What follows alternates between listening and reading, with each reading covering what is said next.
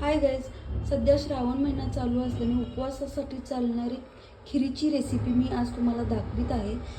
खिरीसाठी लागणारे मी राजगिऱ्याचे 4 लाडू घेतलेले आहेत. सोबत तूप घेतलेलं आहे.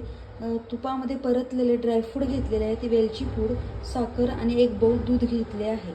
लाडू जे आहेत मी या पद्धतीने त्याचा बारीक तुम्ही पाहू शकता, या पद्धतीने मी बारीक चुरा केलेला आहे.